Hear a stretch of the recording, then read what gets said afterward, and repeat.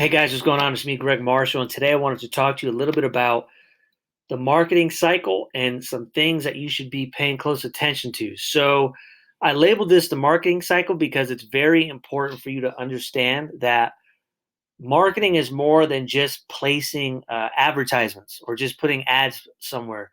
If you truly want to see marketing success, you have to look at your funnel and know what each one of your goals um, are going to be. Okay. So you don't want to just put an ad up and hope for the best. That's probably the least likely to succeed. All right. So we're going to go over a couple of steps here. So, number one, you've got awareness. Step two is retarget with content. Step three is converting the retargeting to a buyer. Step four is to move a buyer to a repeat buyer. And then step five is to take the repeat buyer into a referral. Now, when we're talking about building awareness, the way to best do this is you have to think each each section of this funnel has a different goal. So awareness is really just introducing to someone to your brand for the very first time. So we can't try to close right here.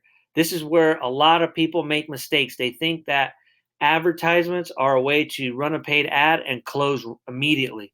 Now there's direct response, but not even a lot of direct response marketers go for the sale immediately. They go for a smaller commitment.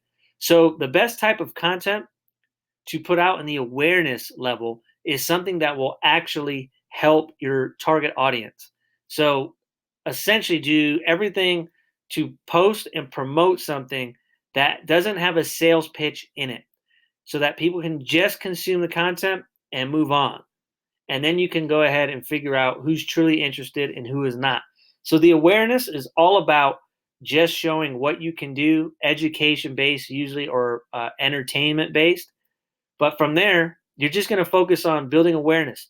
You have to be patient. So you don't want to try to rush this step, or you're going to leave a lot of money on the table, because if you don't let people kind of go through this cycle on their own, they typically will get upset. And that's where you'll get people who are turned off by brands who are being, quote unquote, too salesy. It's usually because they're trying to rush past, the true marketing and buying cycle. So awareness, make sure you're creating content that actually entertains or educates so that people know what your company does and how you can help them, which is the most important part, thinking about your customer, right? Next, what you'll do is you'll want to retarget the people who are in your awareness campaigns with content. So this is kind of where most of the work is going to happen. All right. So most of the work is going to come right here. It's also the hardest because you have to be patient enough to show them content and truly understand that the more content you give them, the more you educate them. Each piece of content is actually a way to build a deep relationship with your target audience, and that you can't look at doing videos or putting up posts as a way of wasting time, or that it's not valuable, or even it's even pretty tough to say this specific video or blog post made me money. It's possible to trace back your entire funnel, but as far as being super specific, think of it like a car. You kind of need all the parts in order for it to drive. You can't just have the steering wheel. All right. So everything about this funnel has to do with the success of your campaign. So retarget with content is really just build a relationship with different types of material, test video, test written, test audio, maybe use all of them, but you want to retarget the audience that you made aware. Okay. Once you do that, you're going to convert the retargeting audience to a buyer, right? So then you're going to then give them pieces of content or a direct offer to buy something. But you only really want to do this once you retarget them with content and you've been building the relationship. You don't want to rush too quick to this. Now, there obviously are circumstances where you can rush this, which is really low price products, or maybe like what they call a tripwire. And it is possible to convert cold traffic completely with an ad. But if you want to build a long, sustainable business without going broke, the best piece of advice I can tell you is to make sure that you're trying to convert people who have already seen your content and they have shown some type of level of engagement or interest. All right. So then you're going to actually have a direct offer, something like, hey, buy my product for $99.99 or whatever that offer is. But you want to make sure that it's clear cut. It speaks directly to your target audience and they know exactly what they're going to get by signing up with you. All right. So this is the key right here. Give them a direct offer to buy. Then once you get them to buy, you want to move that buyer. Oops, excuse me. You're going to want to move that buyer to a repeat buyer. Okay. Now, the key to getting a repeat buyer is you have to stay not only top of mind with your customers, but you have to give them good service. They have to know that either your product or service is a good place to get more information or really help them out. And then you're looking to your mindset here is you want to think, how do I get a customer for life, right? You don't want to just think, how do I get a quick transaction, but how do I get a customer for life? Because once you move the buyer to a repeat buyer, they become more committed to what you're doing and what you have to offer, and then that's where they can take the repeat buyer and get them into driving referrals for your business. So that's where you could start to get word of mouth traffic, which is like the holy grail, and everyone's looking for that. But in order to actually get referrals, you have to have the good relationship. And the way to do that is to follow these steps. And if I can tell you, I'm going to keep saying this, you got to be patient. Okay. You have to be patient with this process. You cannot try to speed it up because people make buying decisions on their time, not yours. And so you just have to be in front of them. So when they're ready, they buy from you because you've already put in a lot of goodwill. Now, the key, be consistent.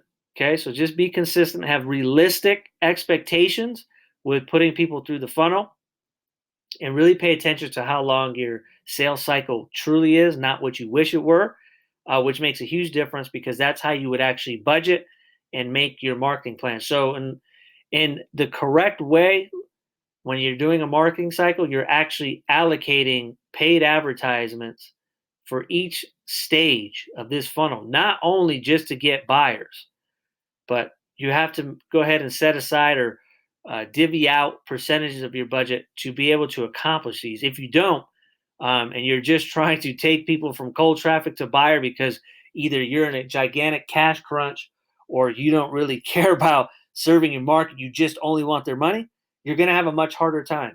You're not going to be as successful as you could be if you thought about building your business more in a relationship standpoint. So next we have business model, right?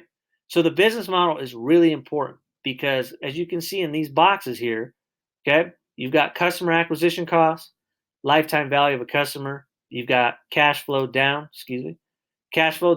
and then you've got recurring cash flow. All of these are really important to understand not only how you make money, but how you keep making money without putting your business at risk. So these are the numbers that most people are not taking the time to analyze and see how they can improve it. So let's start with customer acquisition cost. The big misconception is that there's a such thing as free customers or free marketing, and that is false. There is ways where maybe you're not writing a check for marketing or, charging your debit card. But as far as free, there's no such thing as free. Okay, so if you're doing organic traffic, that still means that you're spending money and, or not money, but you're spending time to actually produce content that then drives customers. Well, unless you believe that your time is worth zero, you have to account for that. So what is your acquisition cost? So let's say you never do paid advertisement. What I would do is go ahead and write down what's your hourly rate that you think you are worth. And then go, okay, if let's say I'm worth $100 an hour. Well, if it takes me $200 to make a blog post and I get one customer, then my customer acquisition cost was $200. If I spend 100 hours making content and I'm worth 100 and then I don't sell anyone, that's a very expensive customer acquisition because you're using your time. So make sure you define what your real customer acquisition cost, because if you want to use paid advertising or paid media, if you are honest with yourself and how much your time is worth and how much you're really acquiring customers for, that will give you your baseline on how to determine how much you should be spending on paid advertisements. This right here is a great way to, if you feel overworked and underpaid, you can figure out what your true acquisition costs are. You can utilize paid advertising to help replace your time. So this is a great tool. This is this is a part of your business that if you pay attention to it and know these costs at all times, you'll have a big advantage because most businesses don't have any clue what these are. But I can assure you the big, huge businesses, they know to the penny how much their customer acquisition costs are. So once again, the way to calculate it is to take a look at how much money, whether that's time that you spent, and then how much you're worth per hour, or actual advertising dollars that you put out, divided by how much, how many customers you got and what those costs were. That's how you come up with that. Okay. The next thing is the lifetime value of a customer. Now, this is where a lot of people get confused. This number right here can be abused. So I want to talk about this. So lifetime value of a customer it has to be realistic. And I'll tell you why. You'll hear a lot of people, unfortunately, a lot of marketers talk about, well, lifetime value of customer can be worth $10,000, right? And those can just be projections. And that's like in the perfect world, but we don't live in the perfect world. We live in a world that constantly changes. And so I think you should make a realistic number of what a lifetime value of a customer is to your business. And then you base how much you're willing to spend, whether it's time or money, on what the value of this customer is, right? So this customer is worth, let's call it $1,000 in the lifetime. Then your customer acquisition cost, you could technically spend up to $1,000 to acquire that customer if you had no other expenses to service that client. So you have to keep that into consideration. You have to know how much it costs to service your customer in order to come up with a realistic customer acquisition to lifetime value ratio. All right. So lifetime value customer, if someone buys from you every single year and it's $100, make sure you're projecting that out, but just make it realistic, because the mistake I see people make is, my customers, once they sign up, they're with me forever. Well, if you put a value of $10,000 and it's really not $10,000, and you go, well, I'm willing to spend $8,000 to get $10,000, and you spend that money really quickly, you'll be upside down and backwards, and then you won't. It's the fastest way to go out of business. So be careful with that. So make a realistic lifetime value customer and make sure you account for how much it costs to service a customer. Next, we've got cash flow down. So cash flow down basically means when you sign someone up, whether they buy your product or if it's a service, you want to know how much money you're collecting today. Because let's say someone says, I'll collect $0 today, and I'll start collecting, $300 a month starting next month, and your customer acquisition cost is $300.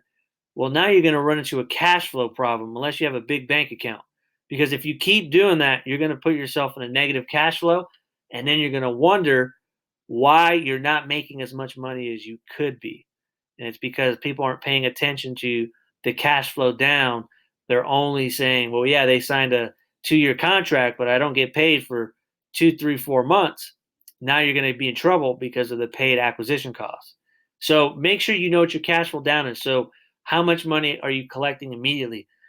Optimally, the best way to think about this is your acquisition cost should be at least equal to the cash flow down. So it's paying for itself. You obviously want it lower, right? But worst case scenario, if you at least do that, you're saving yourself from really going behind, unless the cost of servicing your customers is really, really high. Then you have to just kind of do the math to make sure it all works. All right. Then you go into recurring cash flow, which is making sure that when someone purchases, are they purchasing repeatedly each month or each week or however your business model is structured, so that you know that you have a healthy cash flow. Because if you're a business owner, you know the importance of sometimes money's in the bank and sometimes it is, and that's what causes a lot of stress. And if there's no recurring cash flow, you can't project out what you're going to be making. Therefore, you miss out on a lot of opportunities and you make a lot of bad decisions because you're operating from a place of panic. So know what your recurring cash flow is, so you kind of know a lot of these are related, right? So by knowing what your recurring cash flow is, you're going to have a better idea of how to plan for your business, because you should be planning 6 months, 12 months, a year from now, by using real numbers. That will give you more peace of mind, and it'll reduce your anxiety. Most business owners I know, a lot of their anxieties are all based on not knowing these four things that you must know if you want to be able to grow your business. So remember, there's no such thing as free acquisition. There's none. You have to spend either your time or your money, but there is a cost. So make sure that you're filling these out and knowing your numbers, so you know how to plan for the future of your business, and also so you can see potential future problems if some of these numbers aren't lining up. All right. So this is kind of what you should be paying attention to. So next, you got your customer avatar. Your customer avatar is all about making sure that you are building out marketing messages and building a business, for that matter, all based on servicing a segment of the market. Okay, so a lot of people, they do not take the time to fill these boxes out and know exactly who they're trying to target. Therefore, their marketing messages do not make any sense to the audience that they're trying to attract, and then that usually is what causes a lot of failing marketing initiatives. Is they're just blasting it to everyone instead of having a clear-cut plan. So right here in this first box, make sure you identify demographics, age, gender, income, relationship status, job. So think about who your perfect customer and be as specific as possible. Okay, you want to be really specific, because the more specific you are, the better your messages will be, because you'll be speaking to one person and they'll feel like that message is personalized versus a generic message. So write this all down. Next, you have interests, hobbies, affinity, leisure. These are going to be the areas where you really want people to, you want to understand everything about them. What do they enjoy doing? What are their hobbies? What kind of groups are they a part of? Are they part of like health, health enthusiasts? Are they outdoor enthusiasts? Are they people who really enjoy business? Are they people that like reading? Like, you want to know all of that because it matters. What do they do on their spare time? Right? So what are they giving their most valuable asset away to? And then wanting to know that, because the more information you know about your customer, the better you're going to be with your marketing messages. Okay, so know everything about their interests, hobbies, affinities, leisure. Then we go down here. So this is a part you really should focus on, which is what are their fears, worries, and anxieties. Think about what keeps these people up late at night. Okay, think about that and write them all down and understand what they are, because you want to actually bring those up, because you can then move them over to this part, which is their aspirations, their goals, and their happy place. Basically, you're showing them that you have a solution to their anxiety, to their problems, to their worries by your product or service, right? And so if you have your demographics correct, so you know exactly, who you're speaking to, then you know their hobbies, then you know their fears, anxieties, and worries, and then you know where they want to go. Think about how much more powerful your marketing message and your business will be, because it will feel like your business is built just for this person. And that's because it is. So you want to define your customer avatars, and it is possible to have more than one. So if you have more than one, repeat the same exercise over and over again until you have all of your customer avatars, and then that's where it will require you to make multiple marketing messages. So hopefully you enjoyed this presentation. If you follow these and you actually fill out your own boxes and fill out your own funnel, you will have a much more successful time marketing your business than if you're just either spending money on ads or spending all your time on the wrong activities versus activities that will produce income. And you'll just make your life a lot harder. So make sure that you follow these steps, fill out the boxes, know your customer, know your funnel, know why you're doing this, and you're going to be able to have much greater success, and you'll be able to reduce your anxiety. So if you ever have any questions, let me know. Once again, I'm Greg Marshall. Visit my website, gregmarshall.co, and I go over other marketing tips. And make sure to follow, subscribe, like, do all that. I'll talk to you guys later.